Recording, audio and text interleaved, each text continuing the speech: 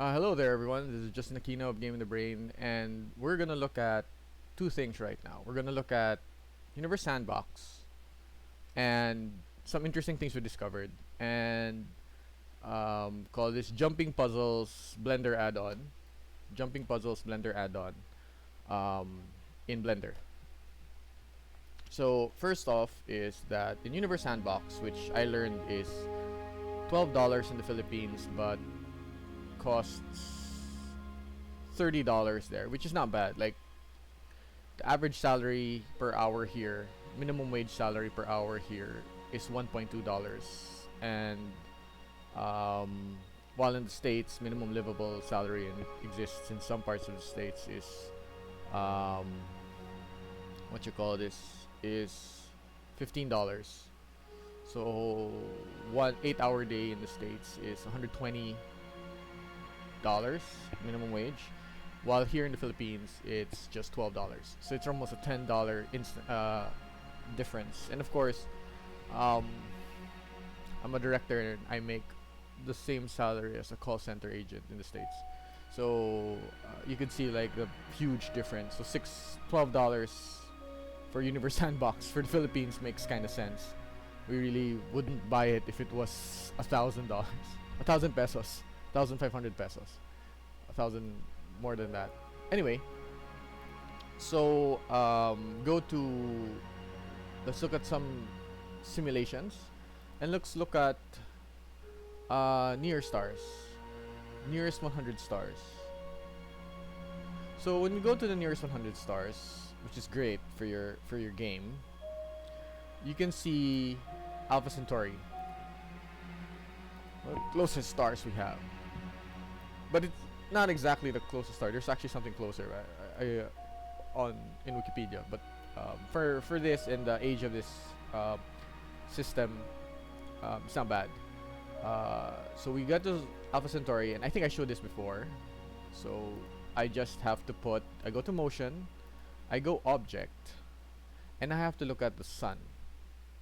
Select, and I can change this to parsec. So it's 1.4 parsecs from the sun. You can't make a line to it. Yeah. What? So okay. So there's that. Okay. So one of the things you can do is look for stars using this search, and then I go Barnard. Nope. No Barnard. And note that if I just type Procyon already appears. So there's something weird about it. The reason why it's weird, and if you go to Wikipedia, it's just 2 parsecs away. The reason why it's weird is that in Universe Sandbox, if I go here and I go for the brightest stars, let's go to stars, and I look at the near and bright stars.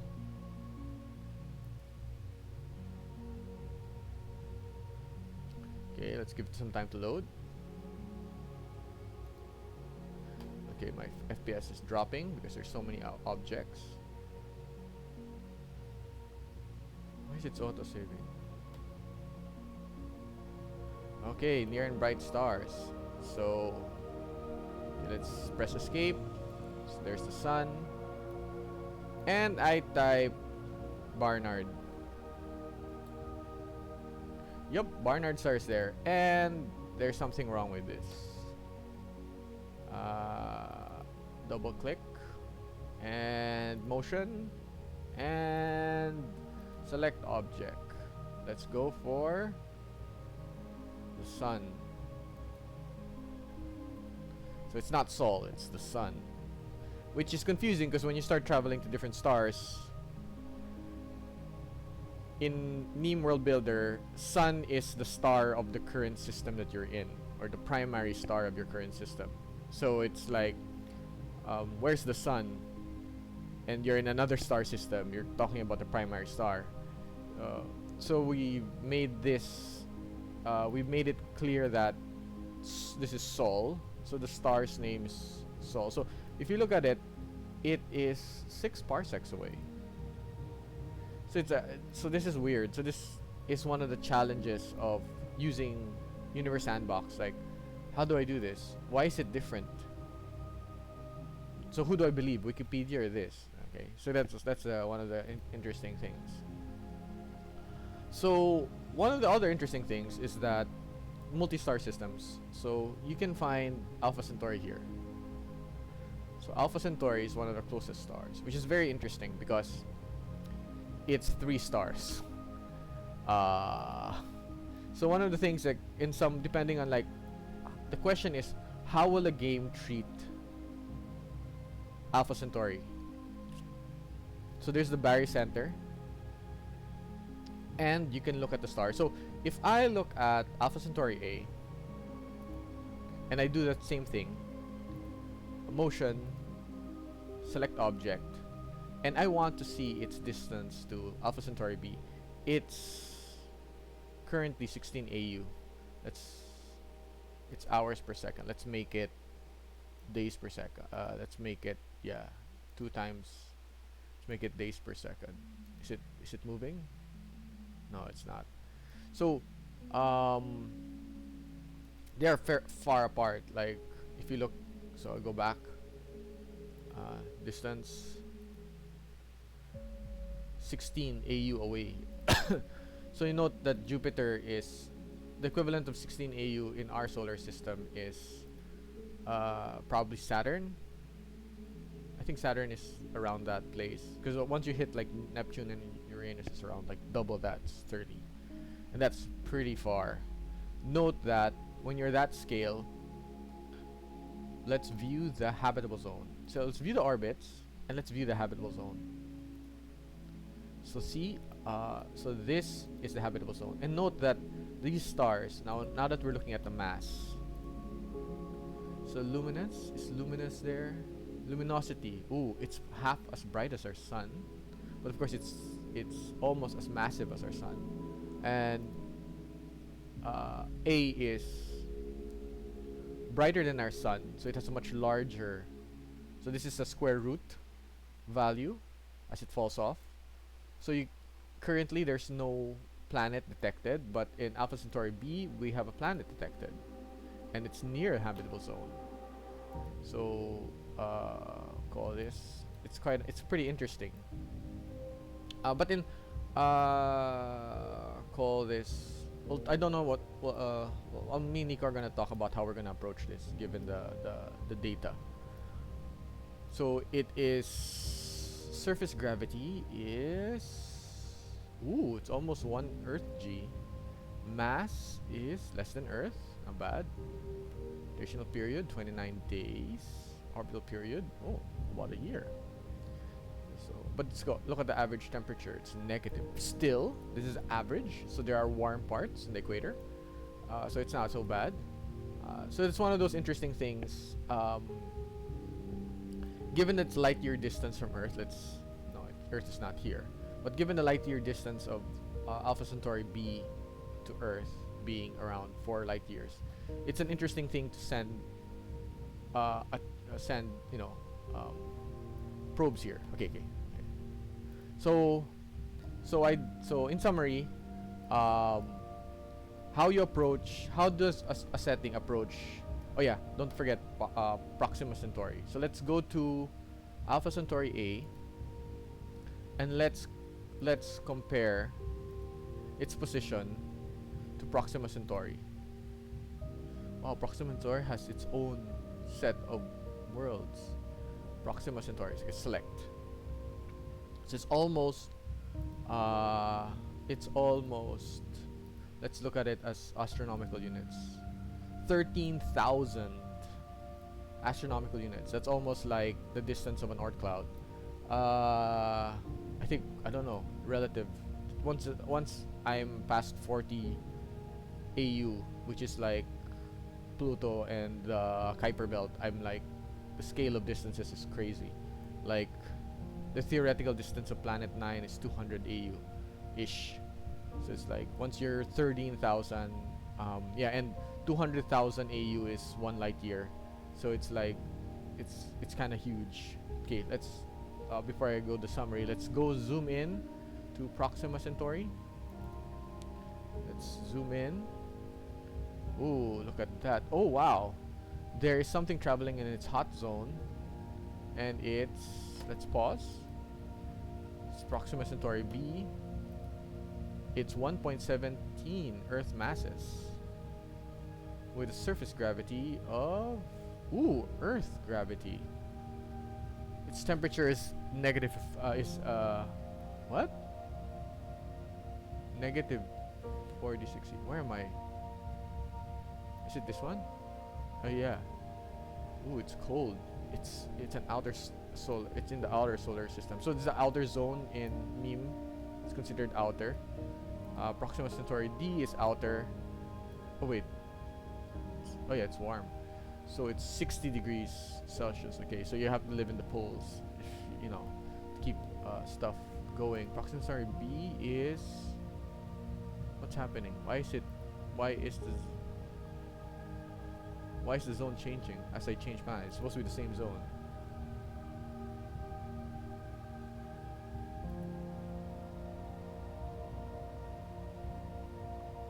Why this am I here? The habitable zone changes. It's not supposed to change. This is the habitable zone's based on the. Okay. Anyway, I guess wouldn't matter much. Oh yeah, look at that. Let's see. So yeah, yeah, that's interesting about the data here. Yeah, I think I'm gonna, since we're pricing per systems, and the system is by the star, we're gonna have to like break up a multi-star system, since yeah, these are considered different. It's just that they're very close together.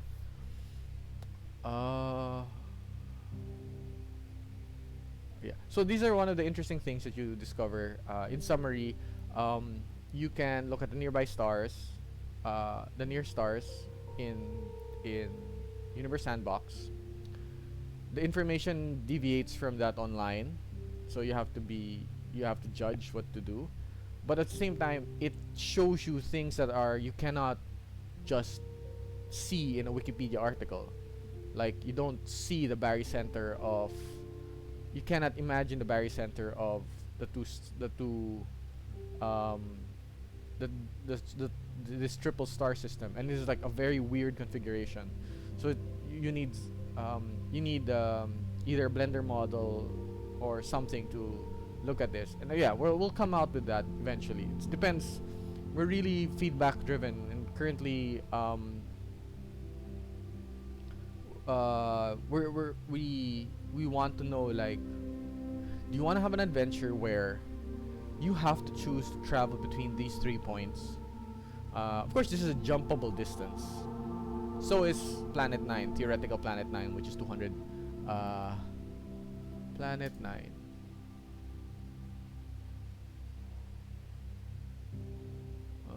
Where's Planet 9? Planet 9 in our solar system. So Planet 9 is also available in the theoretical Planet 9, which is called this. It's just super Earth, probably a gas planet, a gas world.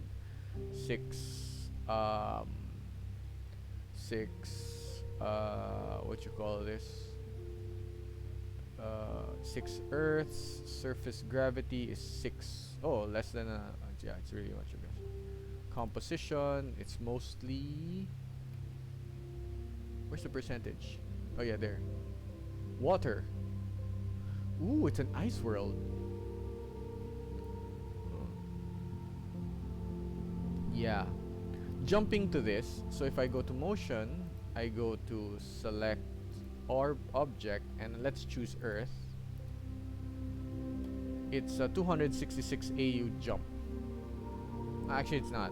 You're gonna go to the, given the L1s being used as jump points, so L1s of Earth to Planet 9 would be the jump point. L1s, the long range points, or Jupiter's L1 with the sun, since it's the largest object in the solar system. The L point there is one of the best places to jump from. Anyway, So there. Okay, now let's look at Blender. Uh, so Blender. So what's his name? Jumping Puzzle, which thankfully replied to my post and showed me the following. So accurate. I'd use measure tool and viewport toolbar. So I'll check that out. Okay, first let's look at this product. So once you buy the product and install it, so you install it. If you followed your tutorial, you go to edit and you check preferences and you go to add-ons and you install it. It'll open up your file manager and you install it from the zip drive. You will encounter an error because you have to copy the CSV file of all the stars to a particular folder in Blender. It'll tell you what folder it should be because it's looking for it in that folder. Just follow that instructions and just copy the CSV file there. So the way this program works is, let's go to create 3D star map. Let's set preset world settings, and let's go with the defaults except for one thing. Let's not make it hard on the machine, so let's make it in light years. Let's make it 10 light years, which is around 3 parsec jump. So with that, sorry, minimum distance. Sorry, it should be maximum. There. All right. This is maximum. Minimum is 0. Okay, then we generate the map, and look, we have the nearby stars. We can remove the grid here, floor, and voila, you can see these. You can see these. What you call this? You can see the stars here, and his recommendation is to use the measure tool in view. No, this is measure. Measure tool in viewport toolbar.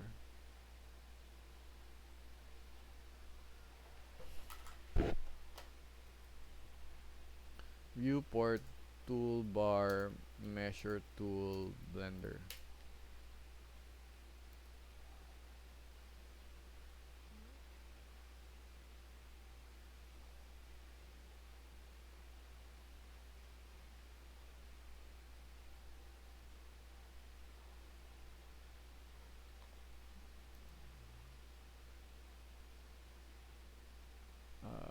Okay, let me pause. So okay, I found it. It's just here. Okay, so now okay, so how do you approach measuring? So one thing is to know the tool. The question is how to use it. So since I do CAD and stuff, like, so there's these controls. One, I guess I have to screencast. Come on, screencast keys, work.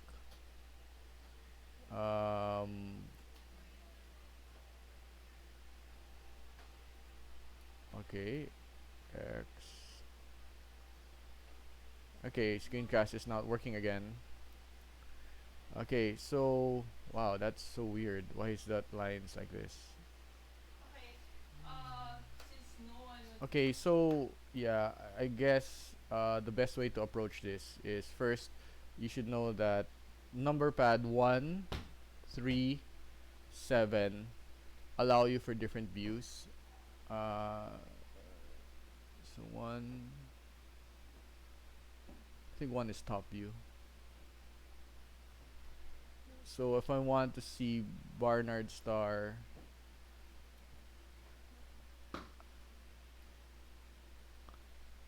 what's that weird artifact? Yeah, so like, yeah, I guess that's the best way. And then I guess 1, 3. Oh, that's not complete. Barnard star is closer to that. It's not precise, but it's currently the better. So okay, so that's the interesting thing about it. So that's basically how you measure from the sun. So that's one of the, wait, view. No. I'm not showing the floor. Showing the grid. Yeah, it doesn't. I guess yeah. So that's how it is recommended to do the measurement. So the app itself, create, allows me to have add more. So I can have 20, then I just generate star map and it'll populate even more. Uh, yeah, I think if I remember right, you can look for a particular star. Also, like yeah, so main sequence stars. Um, yeah, so you don't need to see others, and you can also just generate. So I okay. If I want the thing of it, once it's generated, it doesn't go back. So I need to make a new generate. Don't save. So basically, I'll just delete this. Go to generate again. Go to create 3D star map. Let's go for 100. Let's go for percent world preset world settings, and let's go for not all brown dwarf.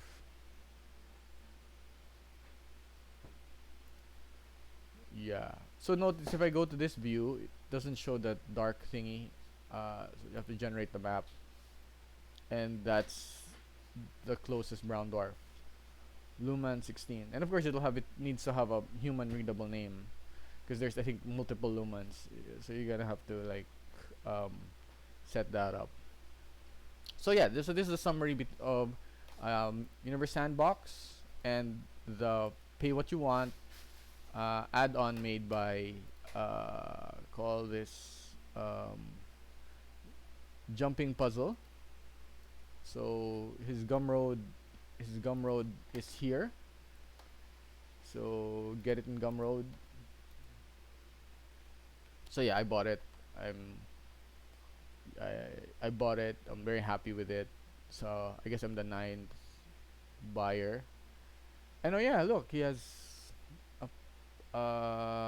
also a free demo version. But the thing is just pay what you want. So it's is it pay from you want? Anyway, um, yeah, the tutorial is 44 minutes long. But if you digest YouTube videos at double speed, then I guess it wouldn't be so much. Um, yeah, and the most important part is up front in the video. The others is if you're like going to start playing with night sky settings, and I can't use that. I'm using it for Traveler. I'm using it for Cepheus Engine, where I'm going to plot stuff. Uh, so what we're gonna do, what Game in the Brain's gonna do, is just make Blender models for this, for just nearby stars, and then um, just connect them with um, with lines so that you can see the relative distance to them, and then we can just hide the lines. Yeah. Okay, so thanks for your time. Please feel free to give us any feedback, what we can do, and um, call this. I hope you guys have a good day. Take care now.